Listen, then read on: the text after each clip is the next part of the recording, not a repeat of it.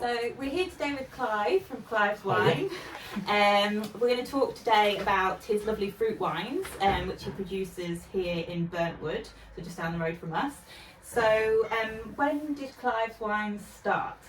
Officially 2012, Yep. but it started a little bit before that as a hobby. Oh, okay. 2010, and my mother-in-law used to make wine back in the 70s, so that was the thing back then. And being an engineer and making things, she said to my wife one day, Clive likes making stuff. Found these old Derry-Johns and gave them to Sarah, my wife, and said, right, Give it a go. give it a go. and we did, and I think the first one was, strawberry. And it was a kit from Wilco, so nothing fancy. Yeah. So we just had it, and that was really, really nice. And so, just being the kind of person I am, I just tried making different flavours. And having little kids, you go into friends' houses, and because you're not really going out much. Yeah. So just bring some wine with you, and we'll have a drink. Oh, and people say, "Oh, I really like this. This is nice." And I'd always wanted to do my own thing. I always wanted to work for myself. Yeah. But I also wanted to make something. I wasn't, apps and computers and all that kind of stuff, not really me. Yeah. So a guy who I know runs his own company wanted some hampers. He said, I'd love to buy some of your wine to put in my hampers, and that kind of gave me the impetus to start, really. Yeah. And I started it very much as a little hobby business on the Yeah. side, working from home, filling up the kitchen, the dining room, the garage, much to my wife's annoyance eventually.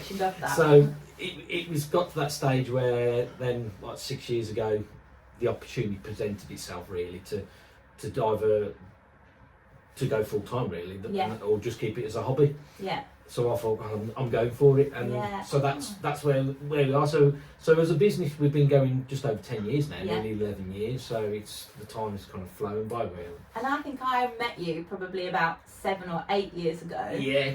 Obviously Wendy and Chris knew you before then. Yeah.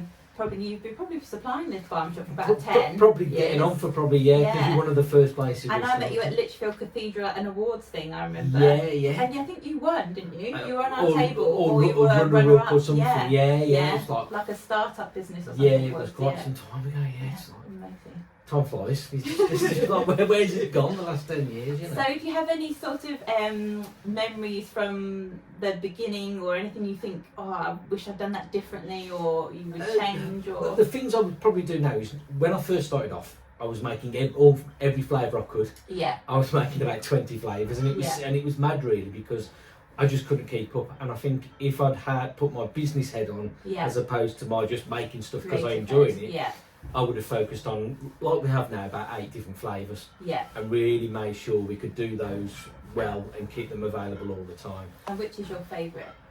It fits between rhubarb and raspberry.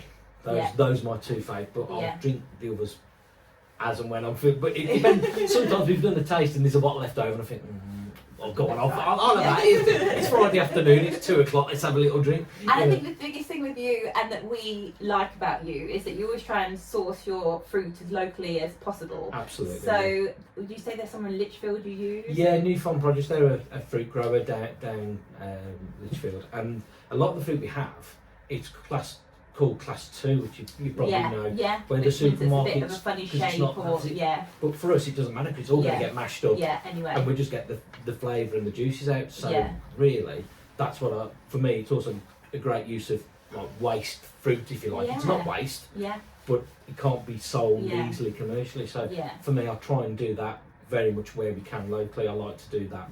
Yeah. I do get rhubarb from Leeds, where they grow them in the proper sheds. Yeah. So, but apart from still British. British.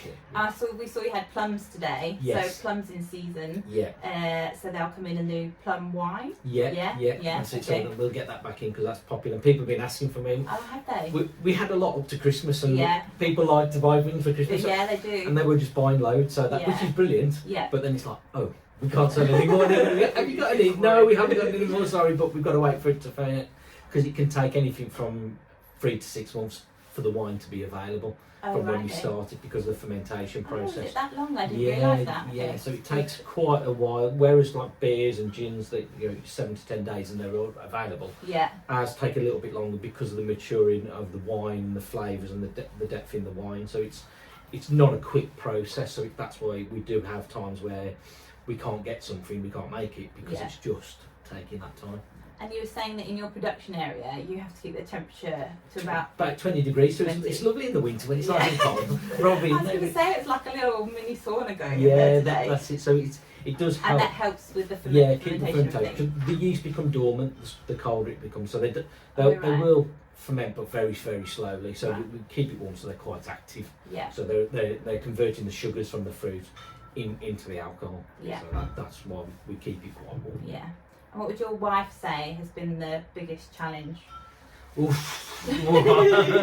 Always love to get the wife's opinion, because for Chris and Wendy, they'll have two different versions of events sometimes. Like one thing's that really annoy one, but the other can cope with, and then it's sort of the balance between the two. That's a difficult one, really, because it's something my wife's always supported me doing. Yeah. When we were at home, I know she would get a bit fed up of it being in the house. Now it's out of the in its own unit. It's not really an issue, really. Yeah. So. And she gets free wine. Yes, she does. So it's always a benefit. Somebody needs to test it. Can you come and do a little bit of tasting? Oh, lovely. That sounds great. That's perks of the job. So. Yeah. So there's always good side. Yeah, absolutely. And what's the best thing about running Clive's Wines? Freedom to do my own thing. Yeah. To use my own creativity on creating new products and things. So all the time. For me, it's that kind of outlet of my own self-expression. Really, I'm not beholden to somebody else. I can do what I want when I want to a degree. So that's for me. It's being able to do what I want. Yeah. That's the main thing.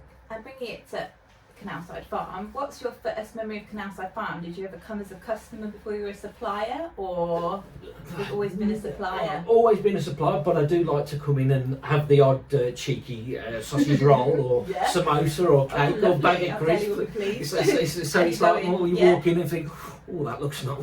I shouldn't really, but go on. You only live once, so it's true. It's hard to resist that jelly counter. Yeah, it is. It's very nice. Very nice. So it's too hard to resist. So I might as well just give it and enjoy myself. Oh, nice.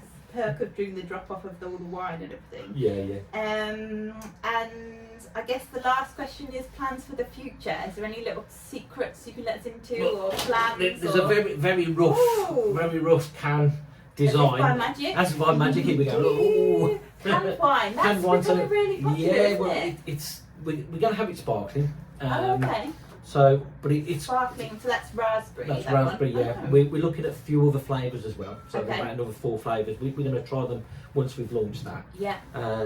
So we've got that bubbling away. We're also looking at some. Fun. Yeah, that's it. And hopefully some sorbets as well. Maybe later this year.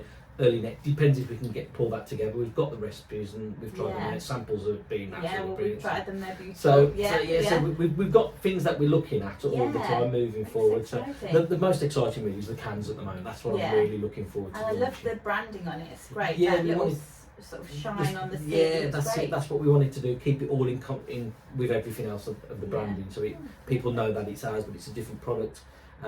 It's more environmentally friendly to a degree with cans. It's easy to recycle. Safer if they're taken out. Hampers and picnics and things. You haven't got to worry about glass. So it's one of those things. Transporting it's better because it's lighter as well. Glass is heavy. So it's all those knock-on kind of associated. But we've done it mainly because of the product that's inside it. Not so much the environmental side is important. But for me, it's having the right product that's different for us that people will look at. Well, that's great. Well, thank you so much for your time. Thank you. Let's have a look around. We've got some pictures that we'll show everyone later as well. So that's great. Thank you very much. Lovely. Thank you.